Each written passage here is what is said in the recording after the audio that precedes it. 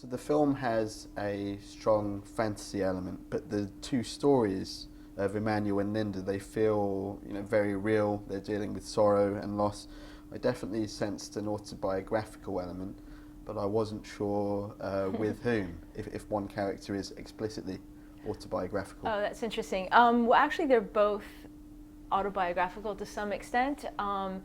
I was on the fertility track for 8 years and unable to have a child, so that I suffered sort of a loss in that way, sort of the inability to have a child, and I think I took sort of the character of Linda sort of like 10 steps further, and sort of that was sort of processing that for me, exercising that demon in my life, and also I'm very interested in humans' ability to cope with things, and I think denial and delusion is a pretty big one that I like to dance with time and again.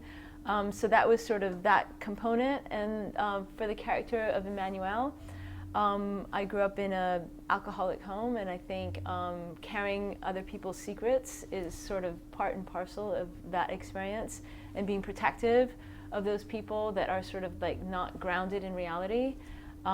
And so I think the character of Emmanuel kind of is that girl, really. And so it's kind of interesting because there's sort of two disparate parts of my life that sort of have come together in one movie and sort of working their shit out. And because it is so personal, did it take you a long time to write, or did it all just come out?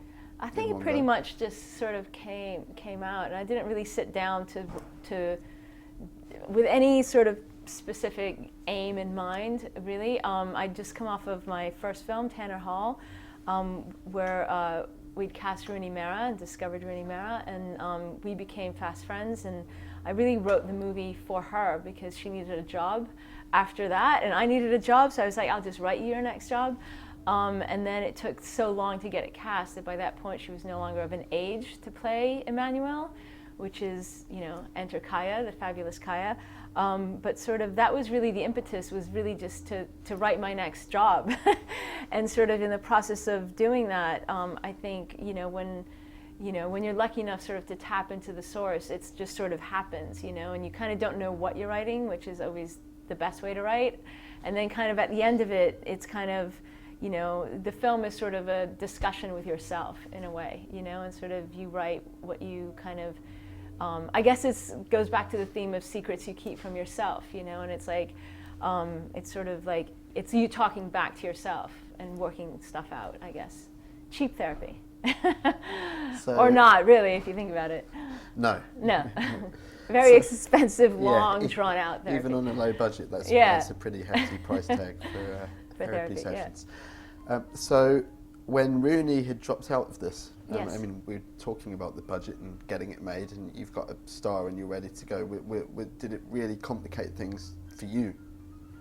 Finding that lead. I mean, I've seen Tanner Hall, but it wasn't. it's not as well known. Yes, of course. It was. I mean, it was very disappointing when she had to drop out, but I also realized that, like, I wanted it to be real. I wanted to have a teenager play a teenager, and Kaya was 19 when she played this part. So, but yeah, financially it was a problem, Rooney dropping out, and sort of, the wheels came off the bus, as it were. But I mean, the wheels came on and off this bus so many times, and I think that is the experience of independent filmmaking. So if you don't have the stomach for it, then you just shouldn't be doing it. So yeah, it was a problem, but it's like, I think with every problem there's an opportunity, and for me the opportunity was finding Kaya, and realizing that, like, actually she was sort of born to play this part, and the movie wouldn't be what it is without her. So it's, I think that's one of the lessons in life. It's sort of, you're going down this track and you're like, I'm on such a good track, and this is where it's going to be and how it's going to be. And then when it isn't, you like fall apart, but then you realize, like, oh, well, actually this is who the movie was meant to be played by all along, and you just didn't know them yet. So happy accidents.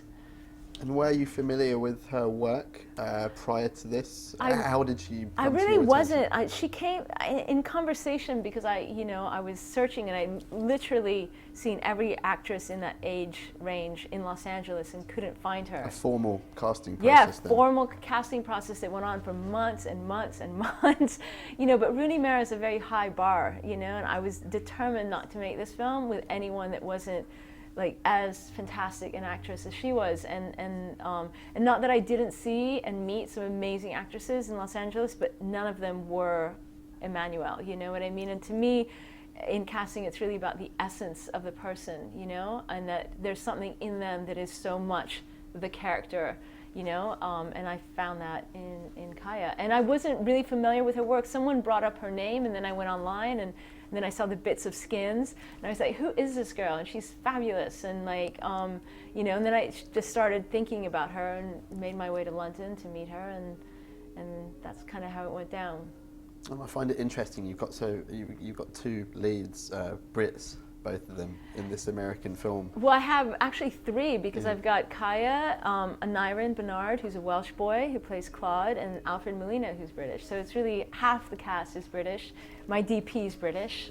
I lived in England from 11 to 18, so I like to think of myself as partly British, at least in my teenage years. And this movie is, the lead is a teenager, so I feel like, having grown up here as a teen, I feel like, I brought a lot of that to the movie. I feel it has, to some sense, a bit of a British sense of humor and sense of absurdity and, things that I hope play with British audiences. Definitely in their relationship, I did actually sense that Right. kind of bumbling, stumbling awkwardness that is, I think, very Quintessentially British, yeah. No, it's interesting. Yeah.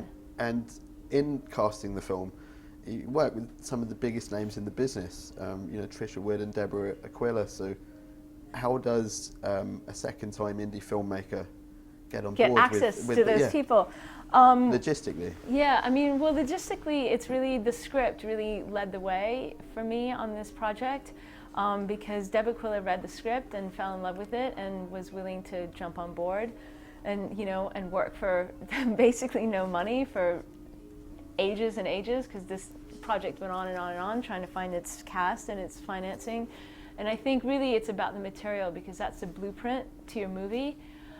So if that's good, that's how I attracted Alfred Molina, that's how Jessica Biel came to it. They all came to it based on the script, and then, they met me and they felt some level of confidence that I could pull this off. And so that's kind of, how it went. But you must start with great material, or it's an uphill battle in every sense of the word, And what about your confidence in terms of the special effects, which are quite involved in the last act? Well, that's a funny thing, because I think as a writer, you just write whatever you please, really, whatever comes to your mind, whatever makes sense at the moment. And then when you hire yourself to direct it, you're like, how am I going to do this? Which is kind of the experience I had, because how am I going to do this on this ridiculously low budget level? But, we found a way. And really you do. That's the thing, is you set sort of a high bar for yourself, and then you meet it. And so it's like, you might as well set it high, because there's no other option than to meet it. So that's kind of how I roll, is like just set it high and get there, find a way to get there, really.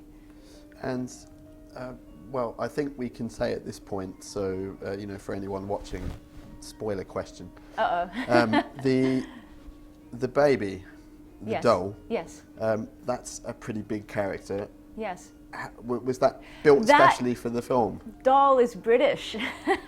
Actually, there's actually more than half the cast is British. Yes, I found her on the internet. And now, of course, I'm going to space on the woman's name, and God bless her, she did such a fabulous job. She's like a premier reborn doll maker.